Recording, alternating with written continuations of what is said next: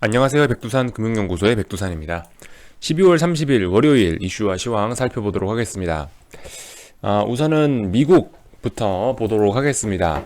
미국 드디어 뭔가 윗꼬리와 파릇파릇한 게 좀 보이죠. 파릇파릇한 게 S&P입니다. 나스닥이고요. 미국 선물이 드디어 하락 마감했습니다. 0.2%. 하락률은 얼마 크지 않죠. 하락률은 얼마 크지 않은데 어제 이렇게 그 하락을 함으로 인해서 금요일날 하락 마감함으로 인해서 TVIX가 살아났다는 것이 조금 의미가 있습니다. 보시면은 이 저점이 이제 지켜졌죠. 쌍바닥이죠. 쌍바닥. 저점이 지켜지고 있습니다. 제가 그 말씀드린 게 제가 며칠 전에 말씀드린 게 좀 타이트하게 하실 분들은 12월 20일 날 저점 이거 깨지면 손절하는 쪽으로 해서 한 번쯤 TVIX 해볼 수 있는 자리다라고 말씀을 드렸었는데요. 이제 드디어 어쨌든 다행히도 TVIX 하신 분들께 다행히도 일단 올라오고 있습니다. 이렇게 올라왔다는 얘기는 추가적인 한 방을 더 기대할 수 있다는 얘기로 봐도 될 것 같습니다. 일단 추가적인 한 방. TVIX 쪽에서 추가적인 한 방을 기대해도 되지 않을까.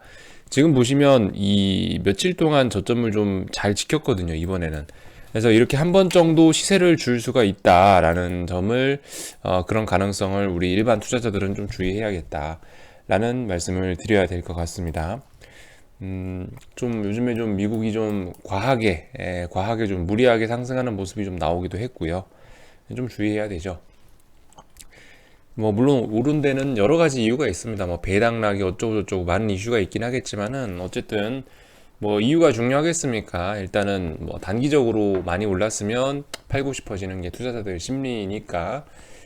그동안 주식 얼마나 많이 올랐어요. 12월 달에 12월 달에 삼성전자, 하이닉스 뭐 이런 주식 들고 있던 분들, 그죠? 지금 배 두드리고 지금 있죠. 지금 배부르게 먹고 배 두드리고 있습니다. 많이 올랐기 때문에 자연스럽게 많이 팔 수밖에 없는 겁니다. 많이 오르면 빠지는 거죠. 근데 최근에 좀 많이 올랐다. 뭐 복잡한 이유를 댈 필요는 없다. 많이 올랐기 때문에 많이 빠진다. 이 정도 얘기만 드리면 될 것 같고요. 원자재들 요즘 잘 오르고 있죠. 근데 이것도 잘 보셔야 될 게 최근에 위험자산 랠리, 최근에 주식 랠리와 더불어서 뭐 금, 구리, 뭐 크루드 오일 이런 친구들도 슬슬 움직이고 있는데 얘네들도 같이 갈 겁니다. 그죠? 주식하고 같이 간다 생각하시면 되겠죠. 주식하고 같이, 주식이 꺾일 때 되면 얘네들도 분명히 꺾일 겁니다. 이러한, 어쨌든 지금 주식만의 랠리가 아니죠. 지금은 이제 2년간 숨죽이고 있던 위험 자산들, 뭐 구리라든가 원유라든가 이런 원자재 친구들도 같이 그 2년간 그 눌려있다 위험 자산 선호해서 주식하고 같이 오른 거기 때문에 흐름을 보실 때, 야, 주식만 올랐다 이렇게 보시는 게 아니고 원자재를 비롯한 위험자산의 전반적인 랠리가 있었다. 그래서 만약에 조정이 나온다면 위험자산 전반적으로 꺾일 것이다 라고 생각하고 대응하시는 게 좋을 것 같습니다. 그리고 뭐 아무튼 자 봅시다. 우리나라 장도 굉장히 좀, 그러니까 이 금요일 날 제가 산책 나가서 그냥 대충 강아지 찍으면서 이 떠든 시황이 있거든요. 간단하게 내용 정리하자면은 12월 27일 날 좀 너무 좀 많이 했다. 너무 좀 오바했다. 우리나라도 뭐 신고가를 쓰긴 썼습니다만은 내용이 별로 좋지가 못하다. 너무 좀 오버한 모습들이 많이 보인다. 뭐 선물 차트 자체만 봐도 선물이 종가상으로 1.7% 상승했죠. 이런 1.7% 상승 이런 거 쉽게 보기 힘든데 이고, 그리고 1.7% 상승이라는 게 한국 증시에서 많이 보기 힘든 거죠. 이런 거 여러분들 한번 정리해 보세요. 나중에 차트 쭉 돌려보시면서 뭐 1.5% 이상대 선물이 상승한 다음에 어떻게 됐던 적이 많은가 한번 쭉 살펴보십시오. 1.7%대 상승이면 어떤 자리에서라고 봐도 어떤 자리라고 생각을 해도 이건 좀 과한 거다라는 생각이 좀 들고요. 그러면서 풋옵션 보시면 마이너스 60%대 뭐 이렇게 많이 눌렸습니다.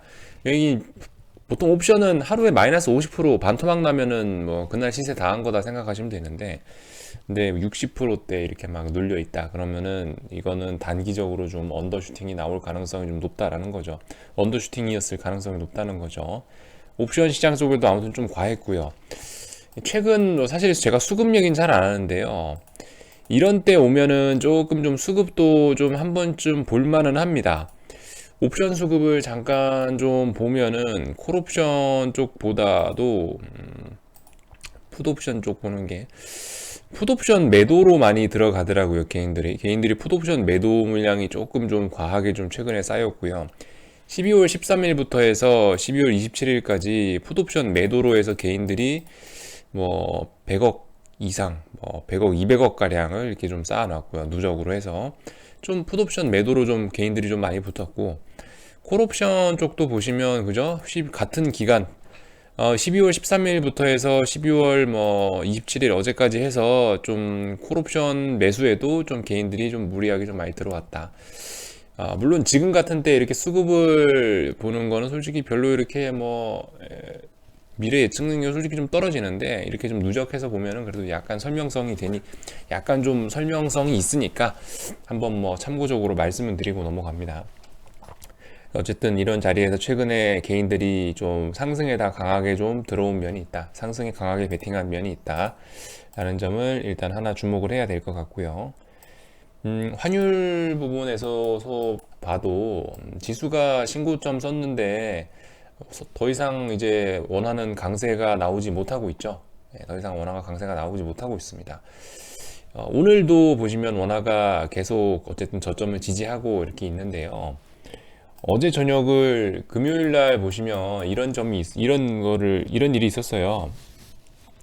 유로화가 0.7% 상승했거든요. 유로화가 급등했습니다. 유로화가 굉장히 많이 올랐는데도 불구하고 그 말은 뭐예요? 달러가 엄청나게 약했다, 장대 음봉이 나왔다라는 얘기인데 보여드리겠습니다. 유로화의 장대 양봉이 나왔다는 얘기는 달러의 장대 음봉이 나왔다는 얘기죠. 달러가 이렇게 장대 음봉이 나왔습니다.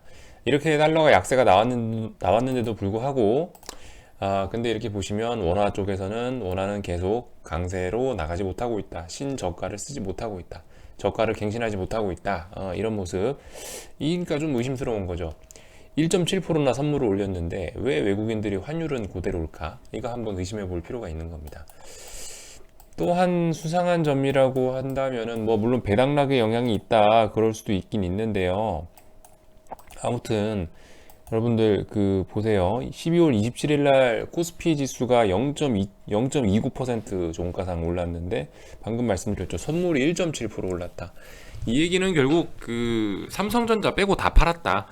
파생상품의 이익을 극대화하기 위해서 파생상품 딱 붙잡아 놓고 삼성전자하고 뭐 하이닉스 같이 지수를 조종할 수 있는 이런 애들 딱 붙잡아 놓고 선물 매수만 더럽게 잡아 놓고, 그리고 나서 막상 이제 삼성전자 하이닉스를 제외한 나머지 주식은 싹 다 갖다 버렸다라는 쪽으로 해석이 될 수도 있을 것 같습니다.